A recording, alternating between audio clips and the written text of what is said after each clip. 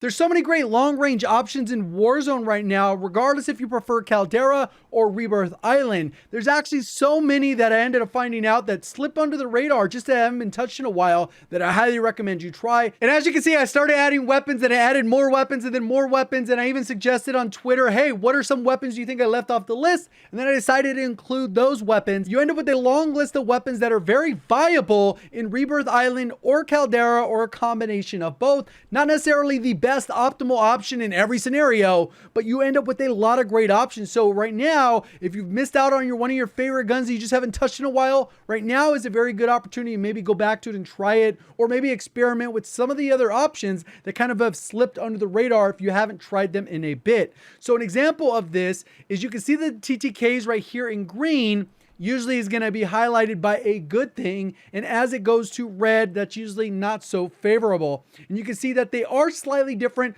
regardless if you're playing Rebirth Island or Caldera. And one thing I will point out is, a lot of times, especially with sites like True Game Data or sim.gg, so many people have a huge emphasis on TTK, and they're not really looking at the shot placement as correctly. I know True Game Data actually has a shot placement thing, so you know how many shots you have to actually land.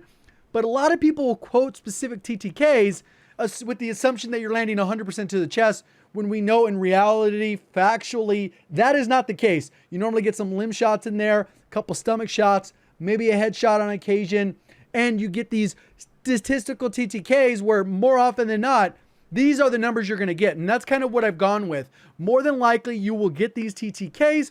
In some cases, if you get an extra 2 headshots in there, maybe you get even lower TTK. But it's just not practical to go off that number. We got to kind of go with based off feel. And then there's obviously ease of use. There's some guns that are really hard to use for people, but they got crazy broken TTKs, and they're usually reserved for higher skilled players. No matter how good a gun is in terms of TTK, if you can't hit your shots, that gun is worthless to you. And I understand that. Most casuals cannot control the recoil of the EM2. It's even a little bit of a challenge for higher skilled players, and that's okay. It can have a broken TTK. Like you can see, it's way up here on the list at like 675 and 788. Realistically, you get some headshots in the mix, it can be faster. But I want to point that out because a lot of people get caught on that. And it also depends on what mode you play. So for example, the RAM, a lot of people highlight the RAM because its TTKs are very competitive, have always been a good gun. One of my favorites from Modern Warfare, but one of the biggest issues is this 1240 damage per mag. It primarily is going to work in solos and duos for the vast majority, and maybe a high skilled player that can finesse around a little bit and use that to their strength. So there's a lot of factors to consider, but we do get some standouts. BREN is very nasty on Caldera. It gives you a very good TTK. A lot of the LMGs have great damage per mag because they have big O mags, but they're slow, so you got to have those trade-offs. And there's different weapons that slip under the radar, and there's other ones that fall down the list. Kilo is a terrible option at 85 plus meters, but if you're playing Rebirth, a lot of your engagements will be below that 85 meters, so you can still get a really good TTK. So on Rebirth, Kilo could be good, but if you're really challenging someone at range, you might notice that it's going to take an extra 2-3 bullets to kill. And that's really what I want to focus on here. If you see your favorite on this list, cool. I would definitely try it out. If kind of right here is where it gets a little bit crazy. You can see the AUTOMATON. One thing about it is it has almost no recoil. Same thing with the AN94, very low recoil. But there's different variables, whether it's the faster fire rate, so it's easier to use. You feel comfortable with the bigger mag, because you can see that the AUTOMATON is very similar to the AN94, but the fire rates are drastically different to achieve these TTKs. So it's kind of one of those things that you go based off feel. And now I'm going to focus on the top 5 or 6 weapons for long range that I would consider meta. And that doesn't mean you can't use your favorite gun. If you want to use the M4A1, more power to you. If you get gunned by one of the weapons on my list, just know that maybe the player wasn't necessarily better. They just chose to use a meta gun, and that's just kind of how it goes. That's the whole thing with the meta until that gets balanced out. There's a lot of great options. I want to include a few that have maybe been forgotten, that are a little bit gimmicky, that aren't necessarily gimmicky, especially on Rebirth Island. The MILANO long range meta is actually a real thing. Its TTK is very competitive. If you go back to the actual TTKs, It competes at long range. Just the weakness that it has is bullet velocity, and that's about it. And then you're going to have less ammo because you're using SMG ammo. So right here we got the MG82, which has a statistically broken TTK, straight vertical recoil, which can be countered rather easily, but it is an LMG, so a lot of times people will avoid that. We got Agency Suppressor, Task Force Barrel, 3x Field Agent, and then Fast Mag, or you can go with the bigger mag if you want a little bit more ammo. Long Range MILANO, Agency Ranger, 3x, Raider stock, and then the 55 round. If you feel like you're struggling with the recoil, even though this doesn't really have much, you can get rid of the Raider stock and then put on a Field Agent grip.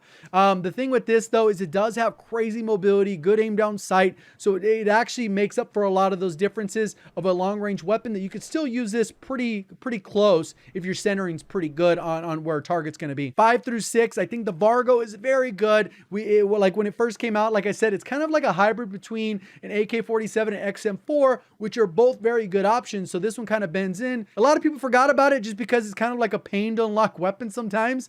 But I promise you, it is a good option if you spend the time to unlock it and level it. We got the GRU Task Force 3X Spetsnaz grip with the Spetsnaz 60 round. And this is kind of a 1-to-1, and this is kind of a general build.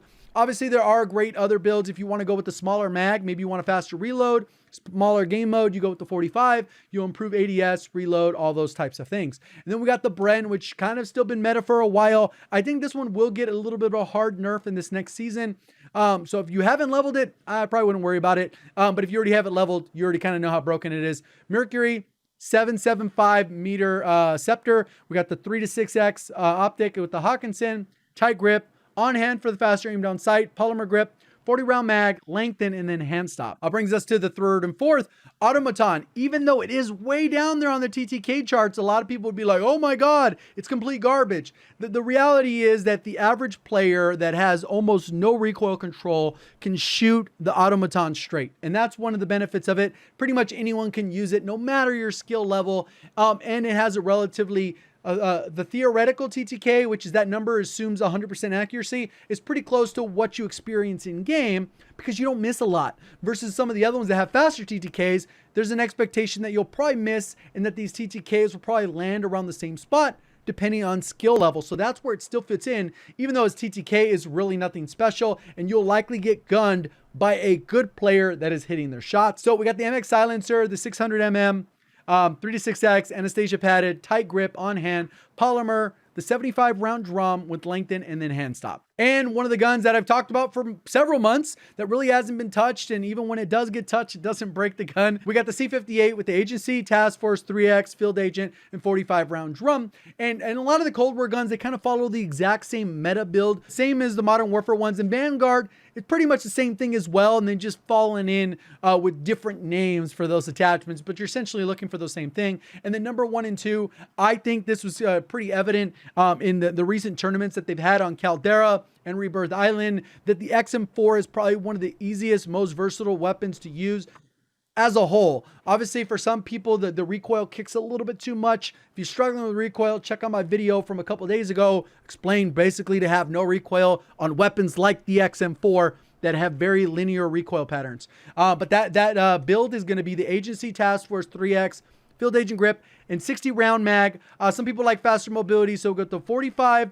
And that's kind of how you build. But there are builds for sniper supports that we'll talk about for this gun, as well as the Cold War AK, which is probably one of my favorite guns. A little bit harder to use, so I feel like there's a little bit of a challenge when you're trying to control recoil. It hits pretty hard, and you get a lot out of that damage per mag. If you go with the 45, it will be a little bit faster, and then the 60 is a little bit slower. So GRU, Spetsnaz RPK, 3X, Spetsnaz, and then the 45 or the 60, which will be slower, but it gives you a little bit extra. You can wipe full quads with that thing. Appreciate the support. Thank you for watching. As always, have a great day.